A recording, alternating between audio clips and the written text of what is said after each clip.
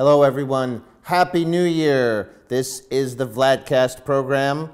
And before I introduce my special guest, now that it's 2016, I can reveal the secret of the name Vladcast. Vlad comes from Vladimir, St. Vladimir Parish Church, and cast is like broadcast. We put them together, and it's Vladcast. Now, Father Gregory, my special guest, welcome. Glad to see you. Thank How you, are you, John. Father? I'm glad to be here. That was good information about Vladcast. Yeah, I thought maybe nobody was wondering about that, but I thought I'd say. No, I think they were. Yeah. Okay. Yeah, we get feedback from the people. There was some wondering. Yeah, speaking of feedback in the Vladcast, what are our YouTube numbers? How many viewers? How many views? What are we? I'll have to look. The Vladcast is probably it is by far our most popular programming piece on our YouTube channel. There are other things on the YouTube channel? Sure, there are other things there. Yeah, absolutely. Like what? Well, there's sermons there. Oh, and, sermons. you know, when the kids do some special play or something like that, that's on there also. So it's actually a pretty active YouTube channel. There's quite a few things we put up there. But mostly they watch the Vladcast. Yeah, that's definitely the most popular. Well, give me numbers. How many? I don't know. I'll have to look for next time. Okay. But I wasn't ready for the question. But I can tell you that looking at it, it's pretty stark. There's a lot more people that watch the Vladcast than watch the sermons. 5 million? Less than that, but a lot. Okay. Would you say, though, are you comfortable saying that we're famous YouTubers? Oh, definitely. All right. Yeah, unquestionably. Okay, that's good. It is 2016, and we've arrived at another year, and now it's January. Father, I think I know what's going on. January means the Nativity in the flesh of our Lord and God and Savior, Jesus Christ. Absolutely. I think we've kind of come full circle. We've done? I think we talked about this before, but yeah, you know, here we are again. But I think that's good. That's kind of the way things work. You know, the church has this yearly rhythm, this kind of a cycle that, well, it's good for us. Some fasting, some feasting, and you know that helps us, I think, with our moderation, so we don't go into extremes in either direction. Yes, appropriate. What else? We need to talk about January Epiphany. No, we don't call it that. The word is theophany. We'll explain, perhaps.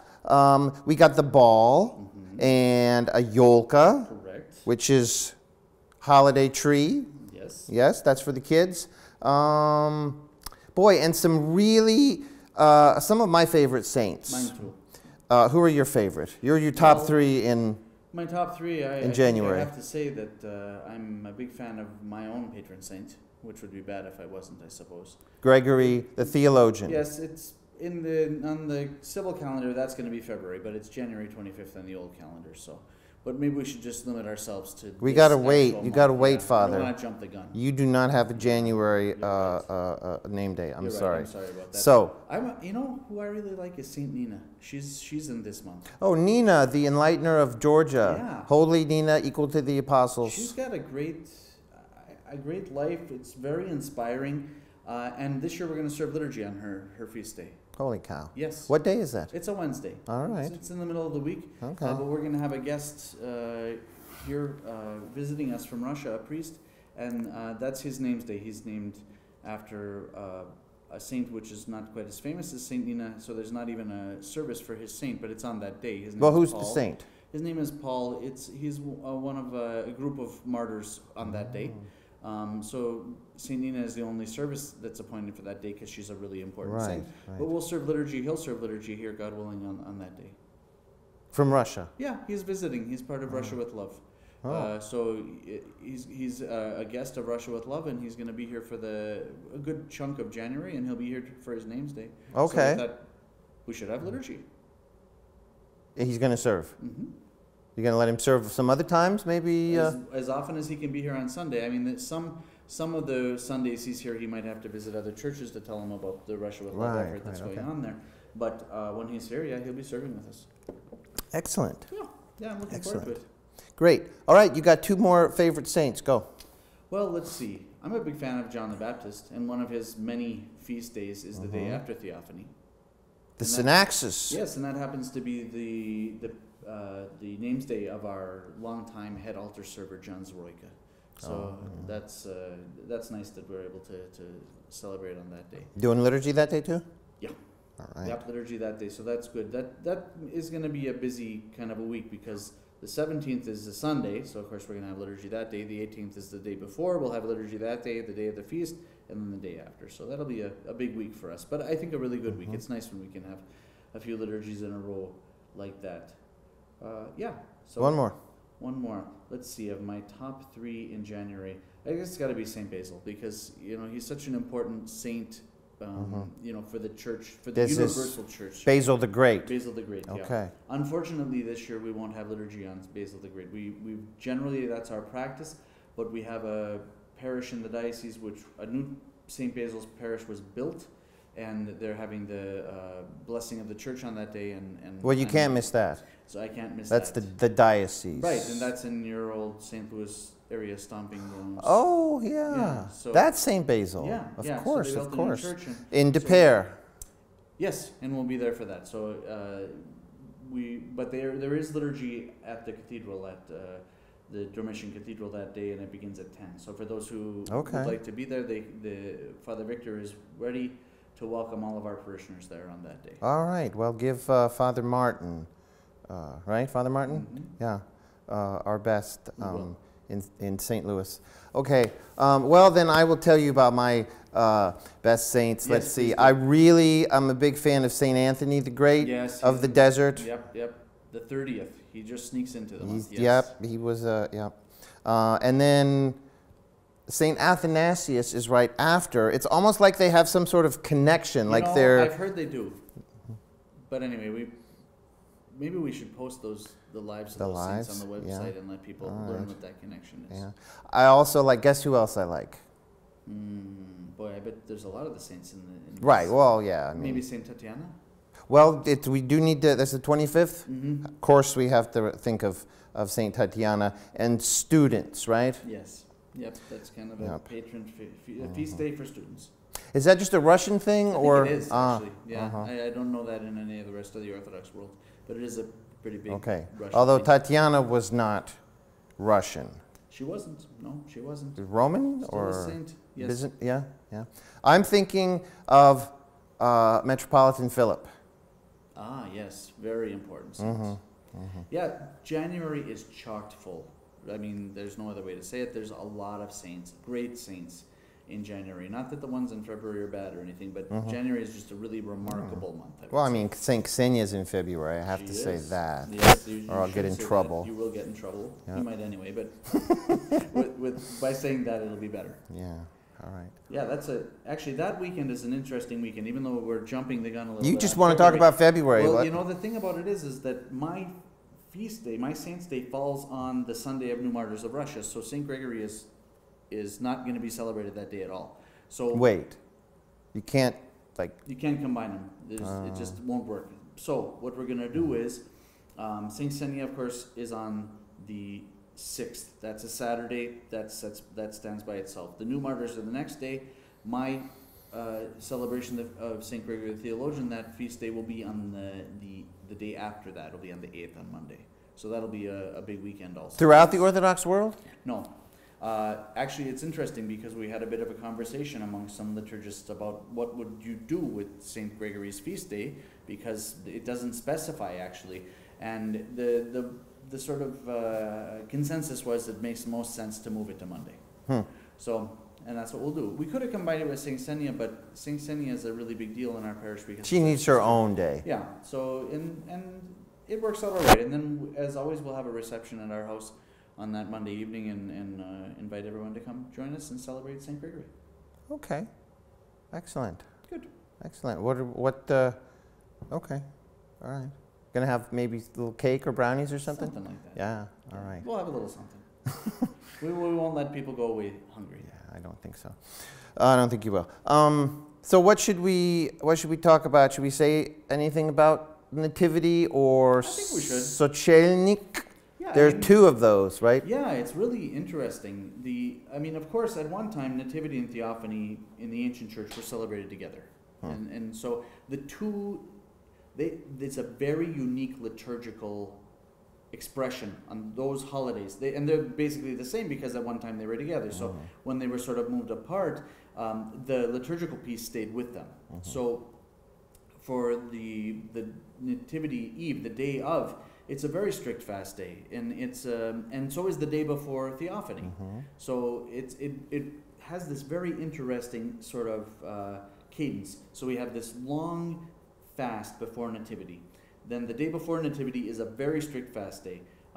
The first meal is not eaten until the first star. Now in the Northern Hemisphere, that's not that late. I mean, let's say liturgy starts late that day, then you might be eating at 4 o'clock or something like that. Well, what if you live in, Tierra del Fuego or something, and boy, it doesn't get dark or it doesn't get dark at all. Yeah, I think you just have to kind of estimate. You kind of fudge it. Yeah, you have to. Okay. But you might see stars there even during the day too. I don't know. Oh. So that would be interesting. That's a in-depth question we should investigate. But so you have this strict fast day, and then after Nativity, no fasting. It's not allowed until the day before. Splashnaja Sedmica. That's right. And Only they're 2 weeks. That's right. Yeah, it's a long piece, and then the 18th of January, the day before Theophany, is always again a strict fast day, and it has this. That day before Nativity or day before Theophany has a very specific liturgical expression. So you have in the morning what's called royal hours. These are kind of expanded hours with an epistle and a gospel reading in each one, and some. Where does that come in between which of the hours, or at the end, or at the beginning? No, it's at the end of each of the. Well, it's actually more towards the middle. To be quite honest, there's Old Testament readings, and there's an Old Testament reading, an epistle reading, and a gospel reading in each of the hours, and all of 3, 6, 9. We do 1, 3, 6, and 9. Oh. 1, 3, 6, and 9, and it's all kind of together as one extended service. It's not a short service. It's maybe like an hour and 15, hour and a half, maybe, and then it transitions into Vespers, which in turn transitions into a liturgy. It's a really interesting liturgical expression. It's only really found. There's something similar to it, I guess, on not really on Holy Saturday. I mean, Holy Saturday, it's a vesperal liturgy. It has a lot of readings from the Old Testament about Christ's resurrection. That's the one we get some wine at the. Yes, exactly. And so the one before Nativity, it is exactly the same as the one before Theophany. Royal hours into Vespers into a divine liturgy. And at the very end of all of that, the candle is placed in front of the icon, which is in the middle of the church, and the troparion of the feast is sung. And then people kind of dismiss to their homes for a few hours and come back for the vigil of the feast, which is different than all of the other vigils of the rest of the year.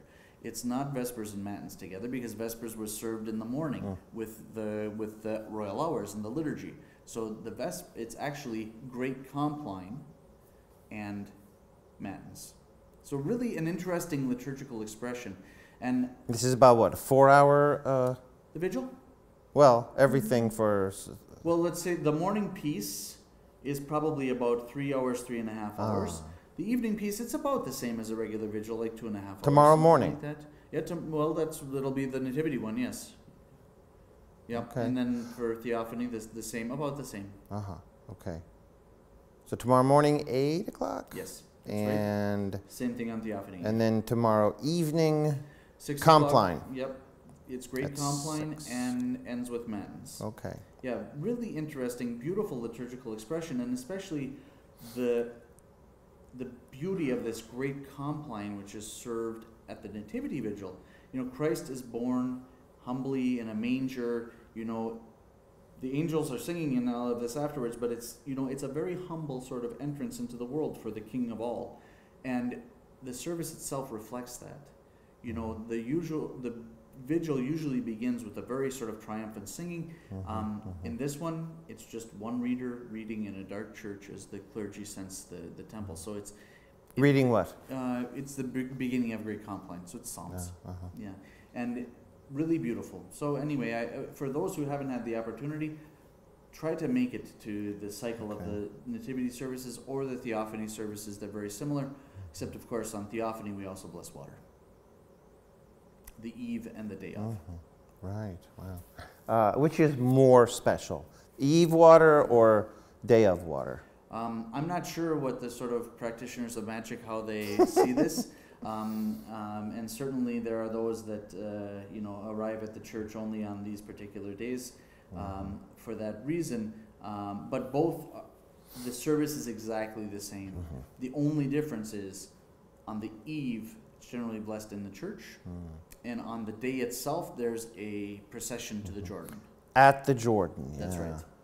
And the Jordan, of course, is sort of interpreted based on the reality of the situation where you are. Yeah, your nearest body of water. Right, exactly. So we'll have to see what happens. I don't believe we're going to be able to go to the Jordan that we used a few years ago when it was so nice and cold. And probably not cold enough. No, we'll fall through, unfortunately. So what we've done in the past when that's the case is we've set up a sort of a Jordan outside here at the church and had a small procession, bless the water, and then come back in. So we'll see how it goes. Okay. If we have a nice cold snap, we never know. But for now, I think that's the plan. Are you ready to say that that the burning of fossil fuels and climate change is a conspiracy against the Orthodox Church to not have its full liturgical? All right, it's not cold enough for theophany, so there has to be some sort of. I'll be honest with you, John. I have never, ever considered that until just this moment. So I'll have to think about it. Yeah, let me know. I will. Maybe there's some. Yeah, I never thought about that. Okay, circling back to one thing. The royal hours, is there a lot for the priest to do, or is it mostly readers? And you? It's mostly readers. The priest reads the gospel. And so... Oh, yeah. No deacon? You can't send the deacon out? Yes, the deacon actually participates if he's present, but really the only thing that he helps with is the censing of the church. But he has plenty to do in the Vespers and the liturgy that come later. Right, but the readers, boy, they get the... About how many, you just have one reader do the whole thing, or...? No, we try to have like 3-4 people because it's quite a bit, and it's... Especially people are preparing for communion, so they're fasting, they're not drinking water, and so it's nice if we can share. Yeah, that is nice too. And it's also a great opportunity for for young people or maybe people who don't read as often in the church to come and participate, and that's welcome. Okay, great. Now, should we talk about the ball? I think we should. Okay, there's a ball. There's a theme. A theme? Yes. No kidding. Yes. The theme is... it's movies. Oh, yes. Movies I should know this. And the music of movies. I should know this. And the dances of movies. Yes. So actually, I think it's going to be a lot of fun. Okay. You gonna go? Absolutely. I'm Neat. going to be there. Neat. Yeah, and I think it's going to be really a lot of fun. We don't have a theme every year, but when we do, it's a nice little a little something different. So yeah, I'm looking forward to it. Okay. And let's say somebody wants to go to the ball. How do they get a ticket and find out where it is, when it is? Yeah, that's a great question. And the best way to find out everything that's happening in the parish is to go to our website, and on the right-hand side, there's something called upcoming activities. And right there, it sort of lists, like the first thing that's there right now is Nativity and the full cycle of the services. And I think it's church school. Right under that is Yolka. It has to do with when it's coming, right? And then right after that is the ball. So you can find it there, and there's a nice flyer with all the information about who to contact and how they can buy tickets. But people should do it sooner rather than later because it's limited. People should get their tickets. Absolutely. You have your ticket? Our producer doesn't have his ticket yet. I'm sure he will. Yes. And then Yolka. Yes. Which is kind of like the ball for the little ones. Yeah, I think that's a good way to think of it. It's not Friday night until, 11 o'clock, midnight. Right. It's on Sunday afternoon. It's a nice sort of kids' time. It really is a nice time for the kids. And I have to say that we've had some really great Yolkas in the last few years. People are working really hard to prepare for the kids. And it's been nice too because it's a nice way to introduce people to the parish, and every year people come who haven't otherwise been introduced to the parish, and some keep coming, and that's great. We really welcome that. Yeah, this is like a specifically targeted sort of people who grew up in Russia, because in North America we don't really have that. We don't have that. I mean, there is the sort of tradition of a Christmas pageant. And it's not the same. No, not the same. I totally agree. Yeah. But it's something for kids for Christmas.